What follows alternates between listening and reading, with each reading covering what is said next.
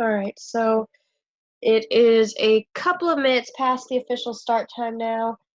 So anyone, uh, obviously people are free to join as they want to. It shouldn't interrupt the thing at all, and we're recording, so even if they miss something, they'll be able to get caught back up. So I'm going to get into this now because this is my first time doing a live webinar, and the program I'm using, unfortunately, it seems to limit us to 40 minutes. I'm not 100% sure that's accurate, but I want to make sure that we don't miss out on anything and that people have a chance to ask questions. So here we go. Right. Okay, so knitting for a living, that is today's topic. Right. So, as I talked about before, I've spent 3 years doing this on my Etsy shop, so I do have some experience, know what I'm talking about. It is a little bit trickier than other crafts just because there's a couple of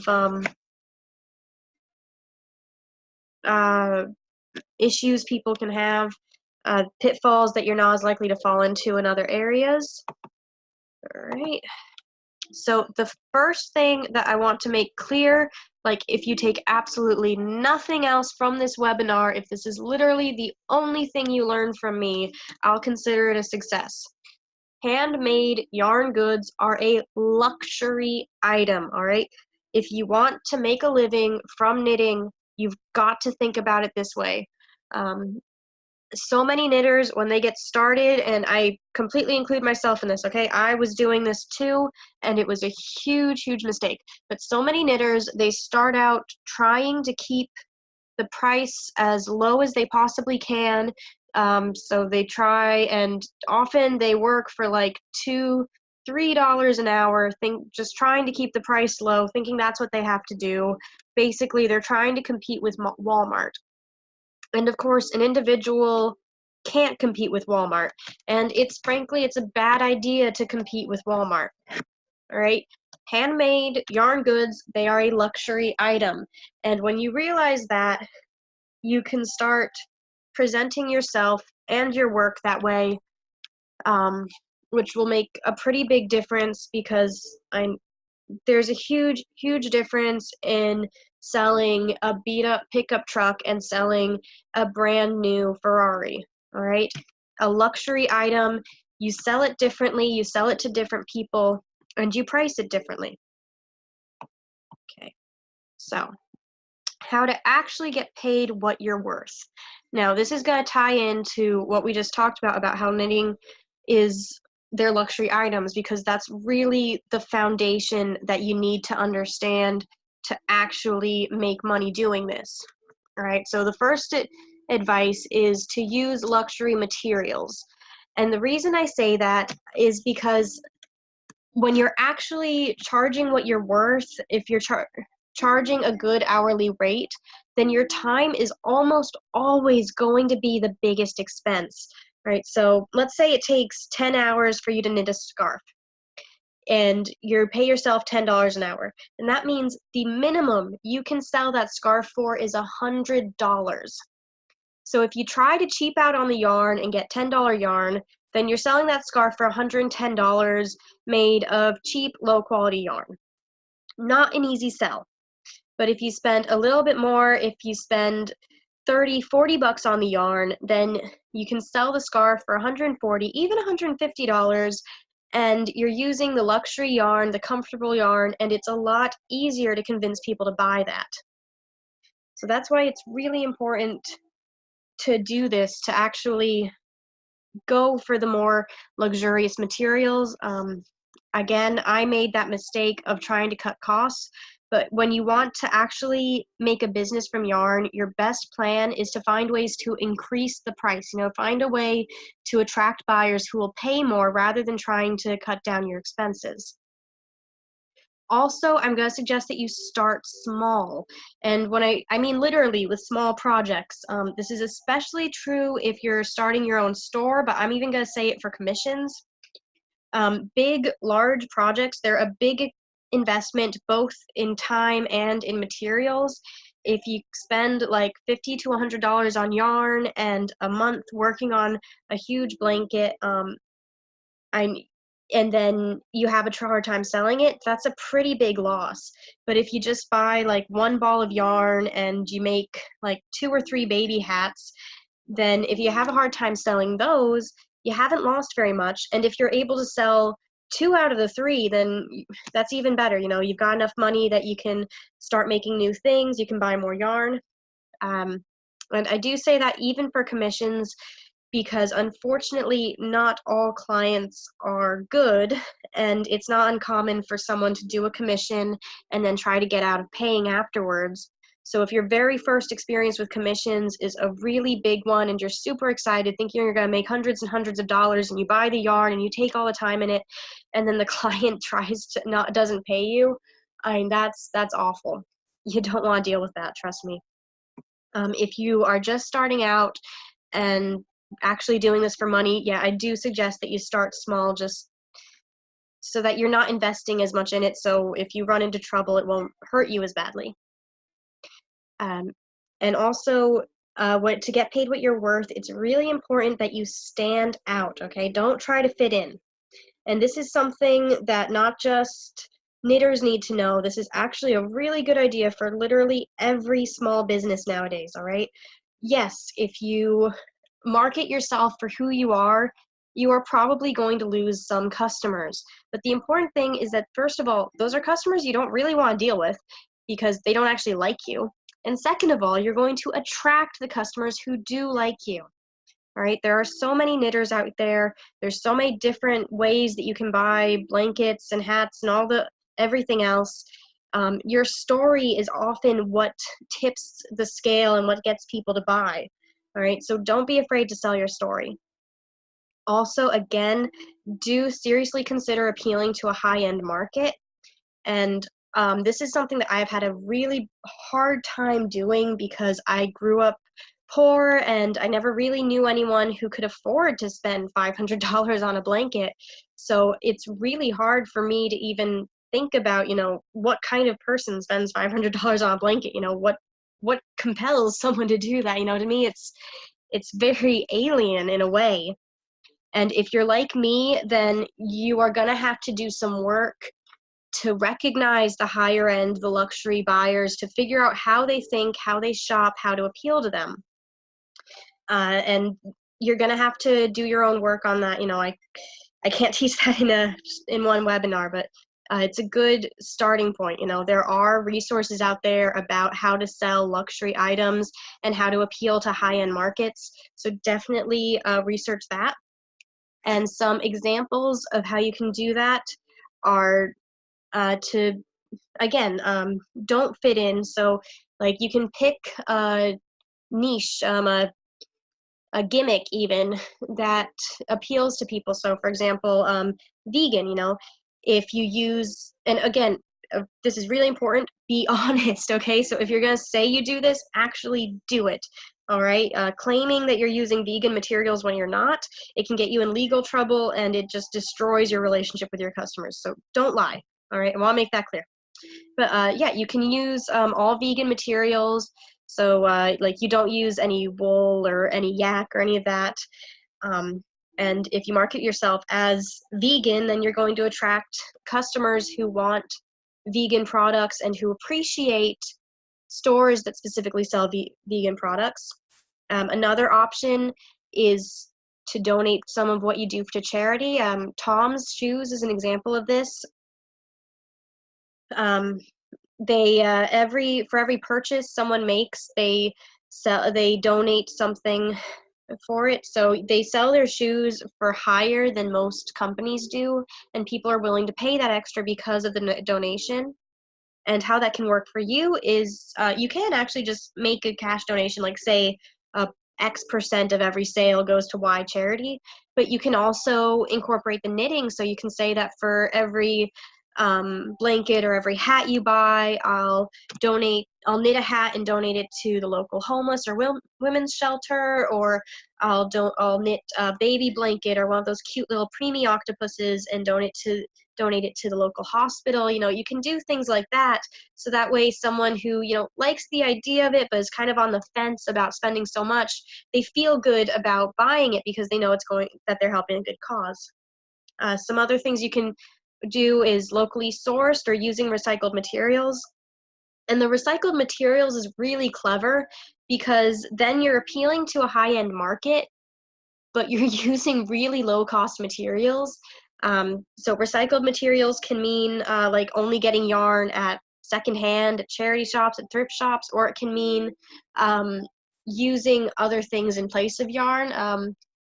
So for example, you can like tear up blankets and kind of knit and crochet those together. I know someone who she crochets shopping bags, like those obnoxious plastic shopping bags that everyone has like a million of. Yeah, she takes those and she rolls them up and uses them as yarn, and she knits these really neat reusable bags from them. And the materials are basically free, and that's a really great way to appeal to people who are eco-conscious, and you can do that without actually spending any money on materials. So that's a great win-win. All right, so the first thing we're going to talk about in terms of how to actually practical money making is selling your own creations.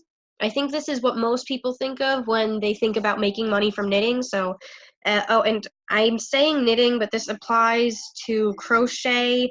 I think it applies to things like cross stitch, like pretty much any yarn work. I'm just saying knitting for simplicity.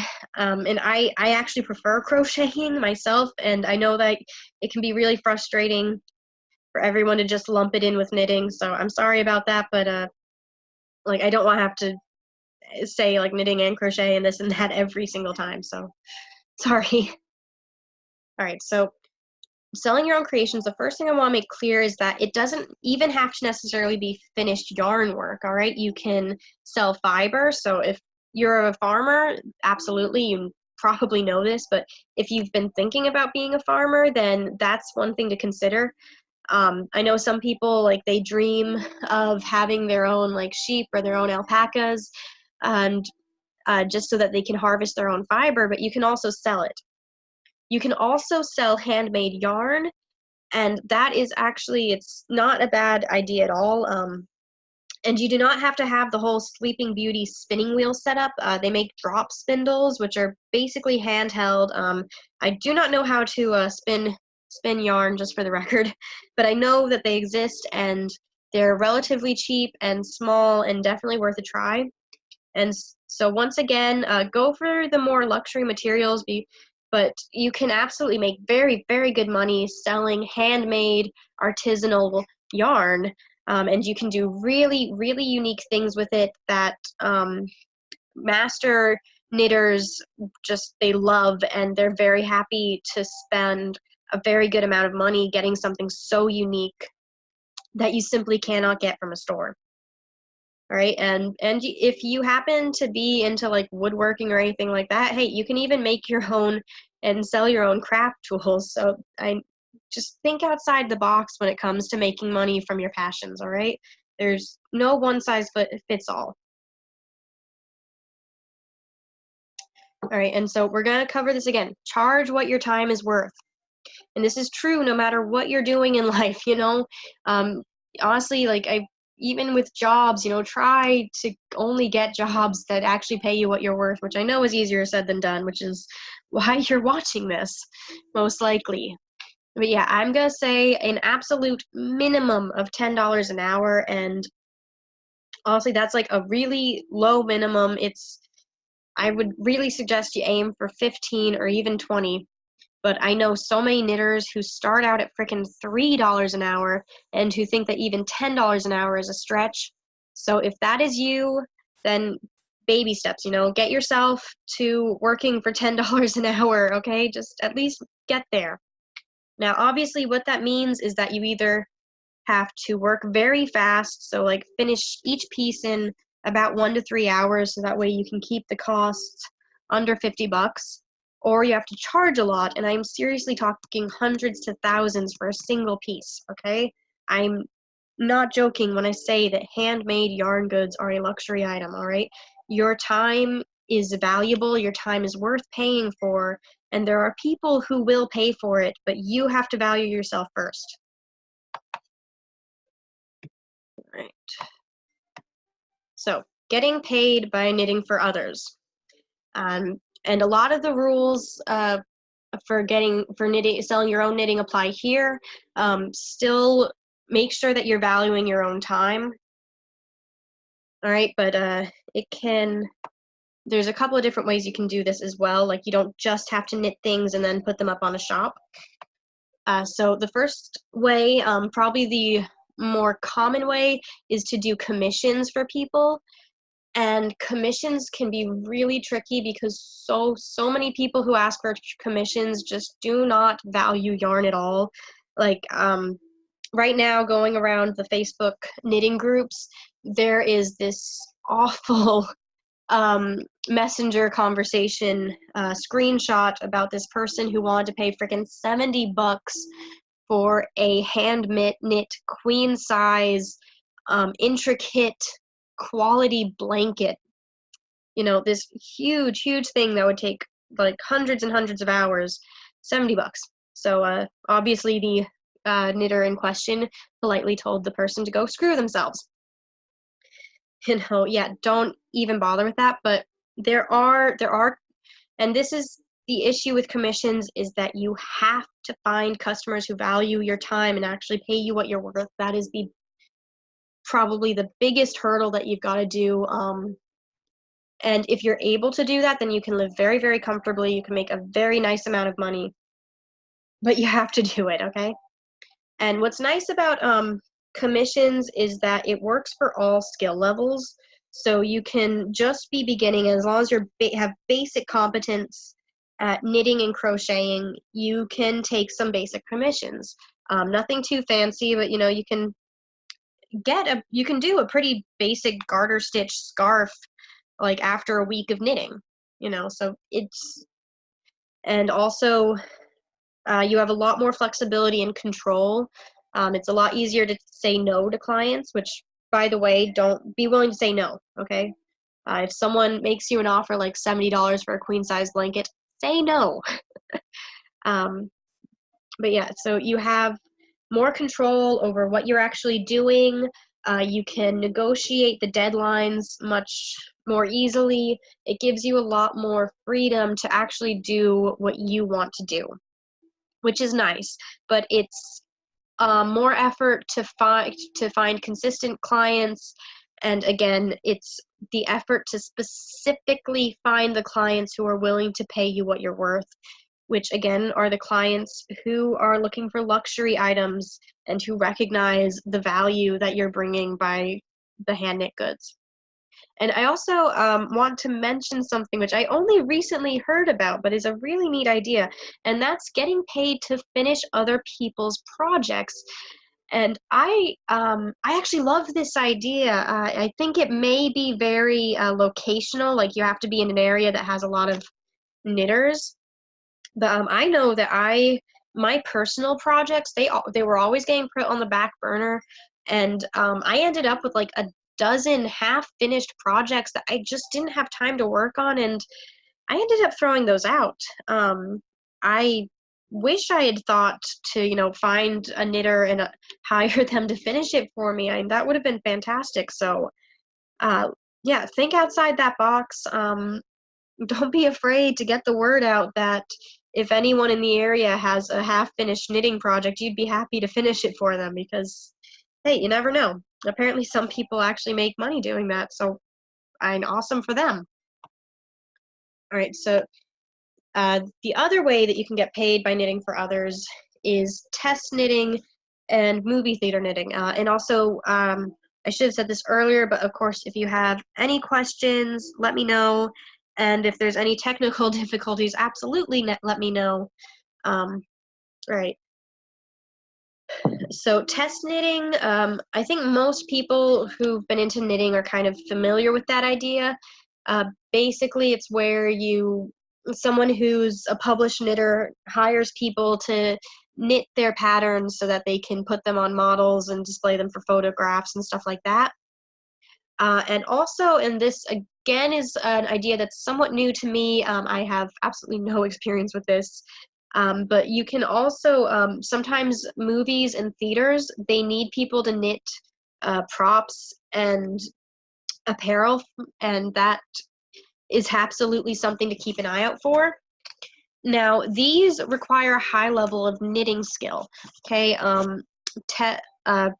published knitters, they are not going to be interested in a test knitter who can only do a really basic garter stitch. Okay, it's also quite competitive. There are many knitters who would love to make money from their work who are after these positions. They also tend to have very strict deadlines. I've heard of a couple of people, especially for the movie and theaters, where like the director calls you up and says, I need this knitted by tomorrow, and you just got to do it. And you're more likely to end up doing work that you don't enjoy just to be able to keep it. So both for test knitting and the movies, you can turn down projects, but let's be honest, if you keep turning down the projects, eventually they're going to find someone who's willing to do it, you know. But the nice thing about it is that it is more consistent work. You know, you're not constantly trying to find new clients, and it tends to be better paid because you're working with professionals. So first of all, they have a basic understanding that your time is valuable. And also,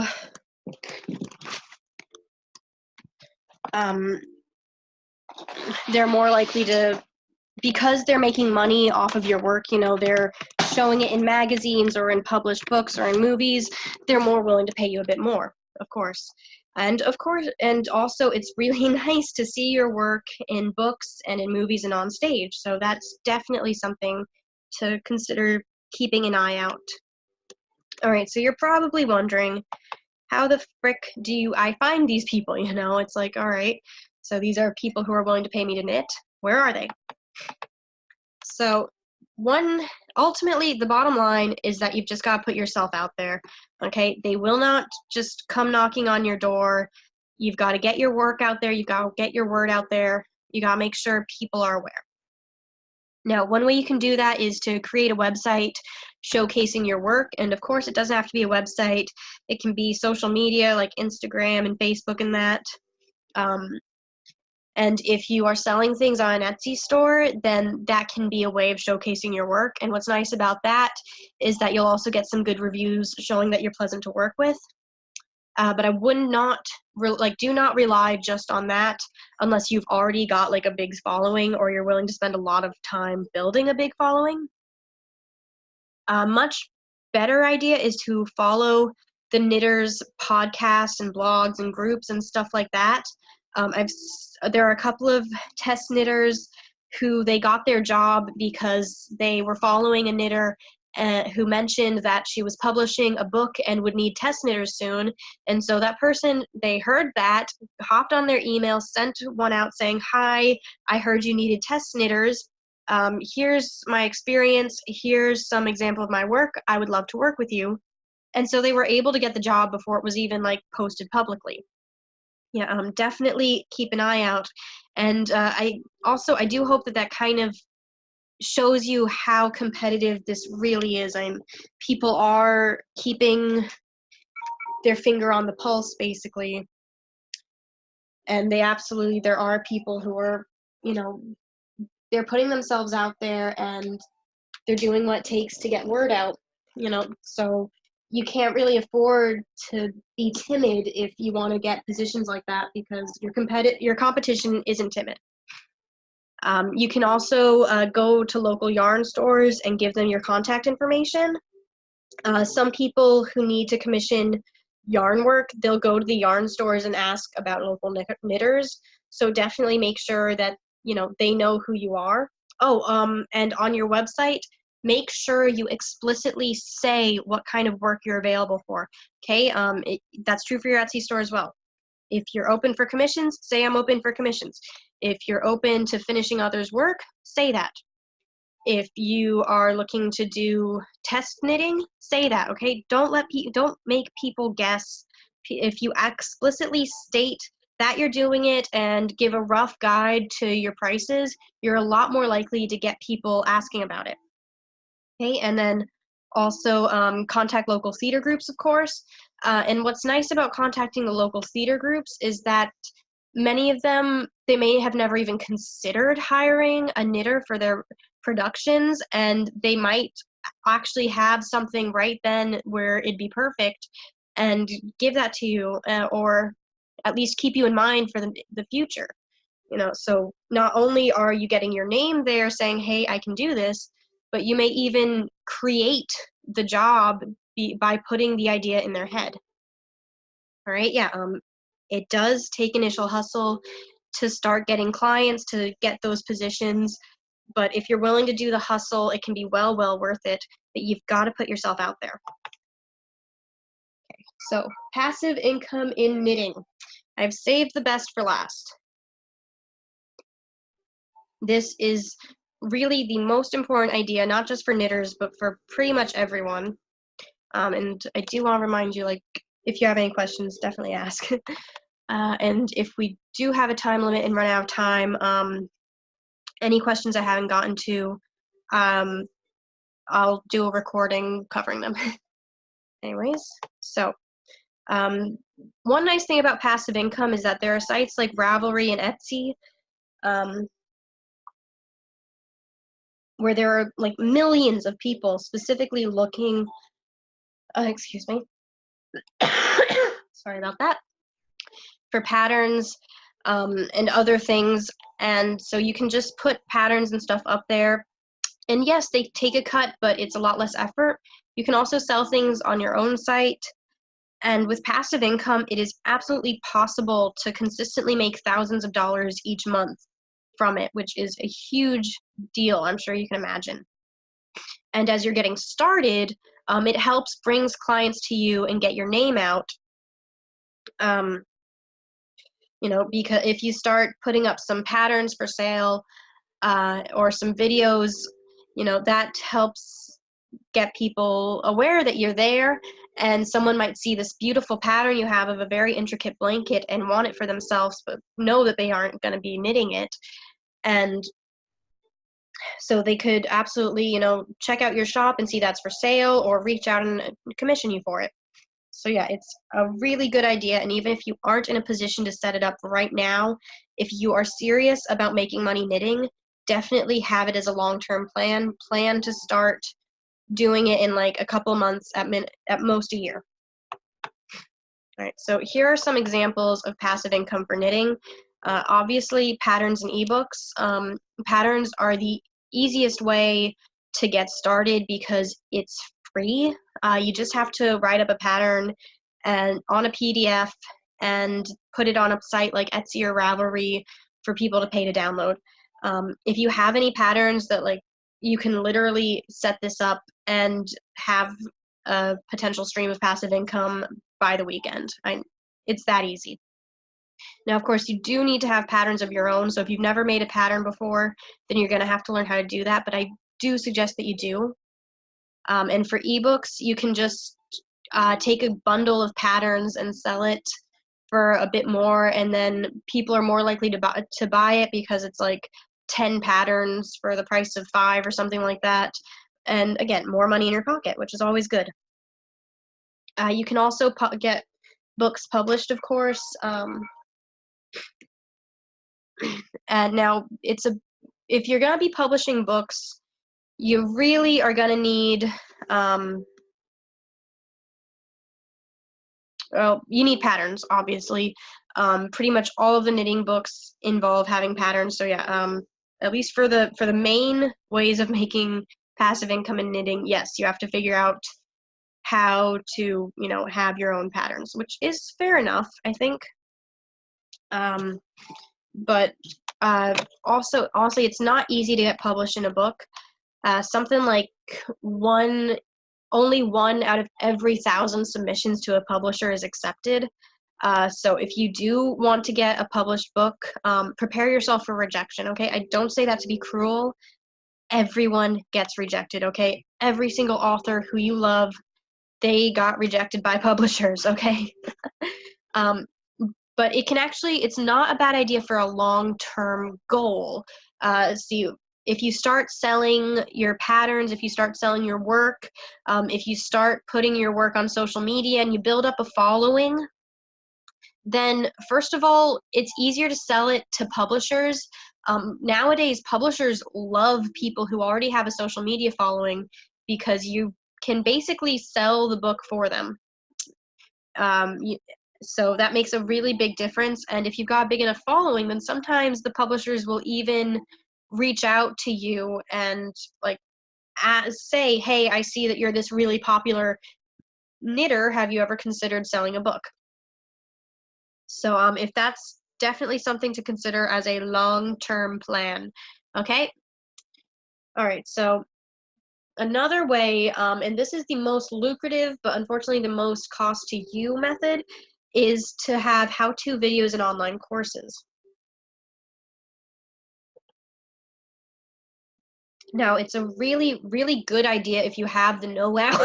Gosh, I'm so sorry. It's how you know it's live, I guess. Anyways,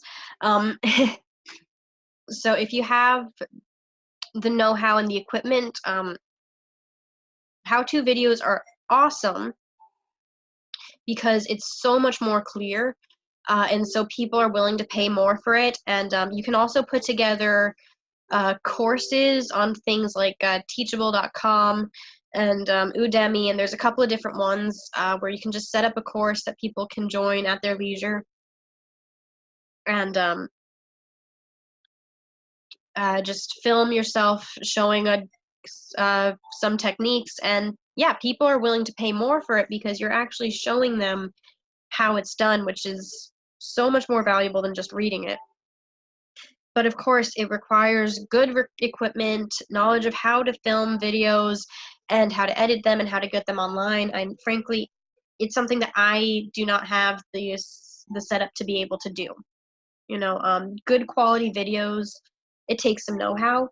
So again, this is something that might be a better long-term plan. If you just obviously probably isn't in your budget right now, which is fine. And like I said, it's not on mine.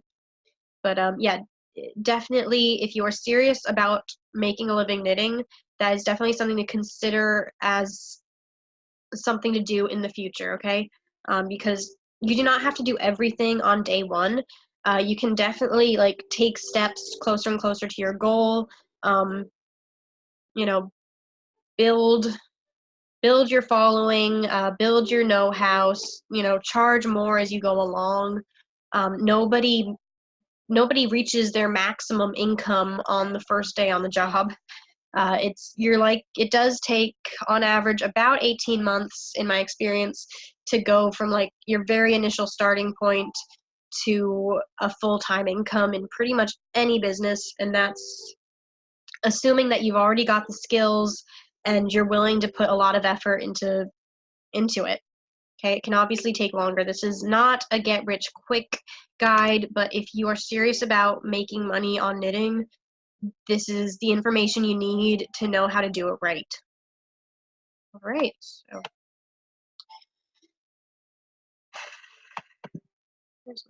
sorry about that. Okay, so that's pretty much all that we're going to be covering today. Like I said, I wasn't sure if we had a time limit or not. I'm still not sure. We're coming up on it, so we're going to find out in a few minutes. Hopefully not, because I do want to give time for some questions. All right, so here we go. We've got resources, and I'm going to send you this presentation. So those links, you'll actually be able to click them in the presentation, or at least you should be able to. These are a bunch of different resources that are going to be really handy for making a living knitting. Etsy, you almost certainly know about. Like, I don't think there's a knitter alive right now who doesn't know what Etsy is.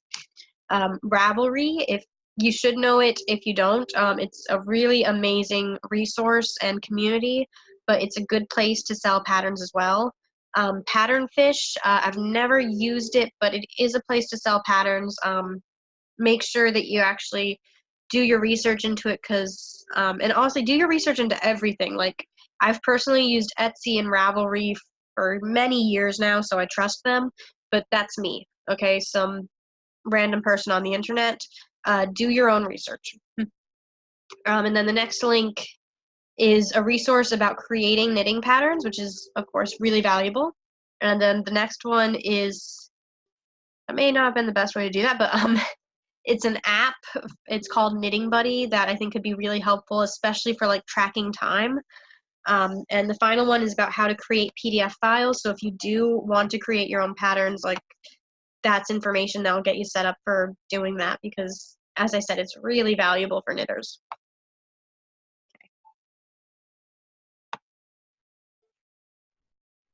All right, now that we've pretty much covered how you can actually make a living, it's possible that you're feeling a bit overwhelmed right now. That was a good amount of information. And let me see here. Sorry about that.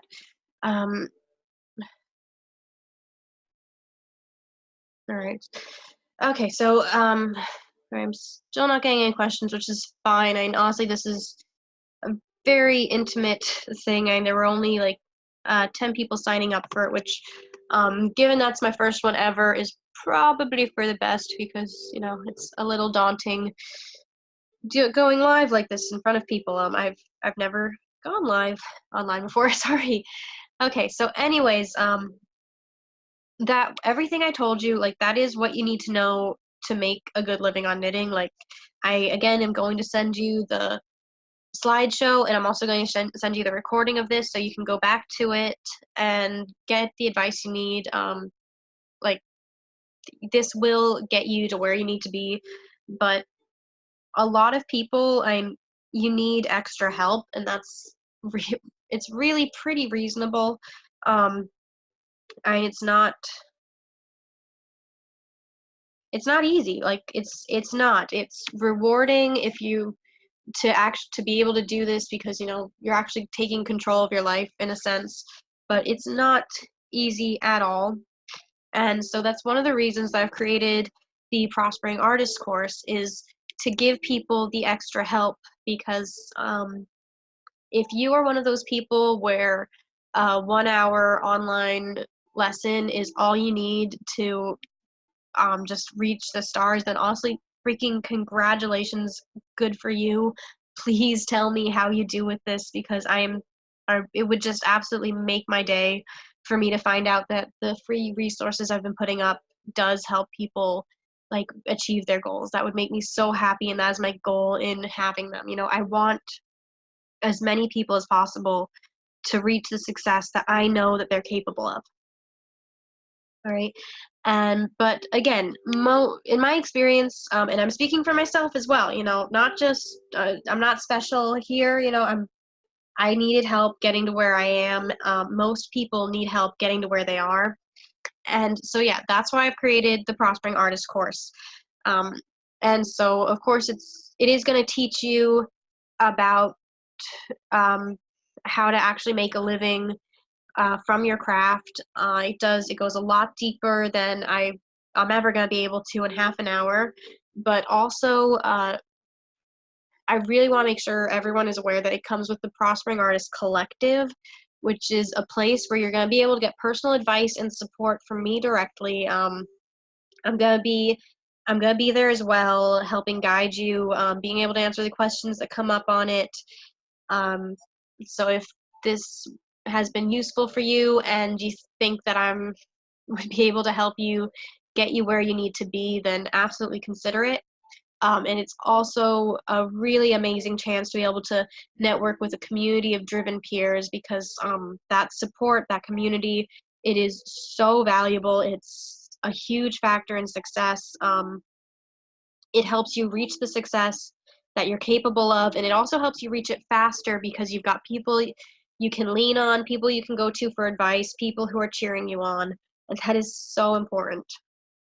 Um, so some of the things that we're going to cover there that I touched on here but didn't have time to go into deeply is discovering the best market for you to work with.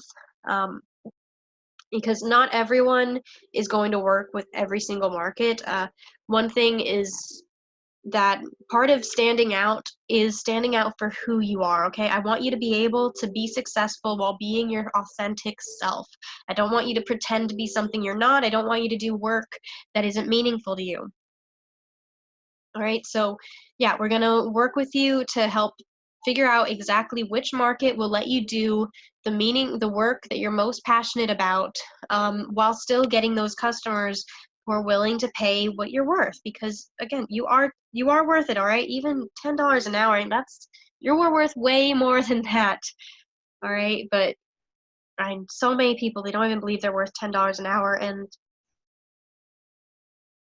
it's not true. You are worth so, so much more than that, okay? You deserve to charge what you're worth. You deserve to get paid what you're worth, right? And so we'll find that market that's going to work for you, that's going to pay you what you deserve, and then we're going to create a solid plan so that you can achieve your goals. And that's all while you're getting that support, so that which makes it a lot more likely that you'll actually implement it, you'll actually take the steps, because of course all the knowledge in the world without action, it's completely worthless. If you can know absolutely everything and if you don't do anything, then you're never going to get anywhere. And yeah, if you are able to do it on your own, then hey, honestly, seriously, congratulations, all right? That is awesome, and I'm super happy for you, okay? I'm not doing this just because I want people to buy it. I do want you to get what you need just out of this webinar alone. But if you do need that extra help, I want to make sure you know that this course is there.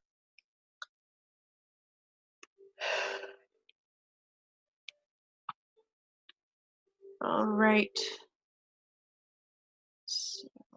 All right, so um, one more time, if you do have any questions, you absolutely feel free to let me know. It looks like, thank you very much. Yeah, thank you, Haley. All right, so yeah, that's pretty much it for today. Honestly, like I said, this is a pretty small, intimate group. So hey, if you've got any questions, um, after this, or if you're one of the people who wasn't able to watch this live and you had a question that you weren't able to ask, then honestly, yeah, email it to me and I'll do my best to answer it. Okay, so thank you so much for joining me today. I really do hope that you got something of value out of this. Right, yeah, I really appreciate the interest and the support that I've gotten in doing this. It was a really rewarding experience. It was really great. I've had a couple of people reach out to me saying that they wouldn't be able to attend live, and making sure that they'd still be able to see it, which was really nice to know that people are interested in this and want to make sure that they get the access. So thank you so much for it. Thank you so much for taking the time to watch this and joining me here today. Seriously, best of luck with your knitting career, all right? Definitely use the advice you learned today. Avoid the many mistakes that I made and many others before us, right? It is completely possible to make a very comfortable living just from your knitting or crochet or whatever yarn craft you do. So don't let anyone tell you otherwise, and do not let anyone tell you that you are worth less than $2 an hour. Okay, you are worth so much more than that. And honestly, when you give yourself permission to find a way to charge what you are worth, that actually makes a really big difference. All right, so again, that is it for today. Let me see. All right. Sorry, I'm trying to figure out how to actually end this. Okay, I see now. All right. That is it for today. So once again, thank you so much for joining me. And as I said, this is being recorded and it will be sent to you, possibly not tonight just because it's actually quite late where I am, but definitely tomorrow morning. All right, so thank you so much, everyone, for coming.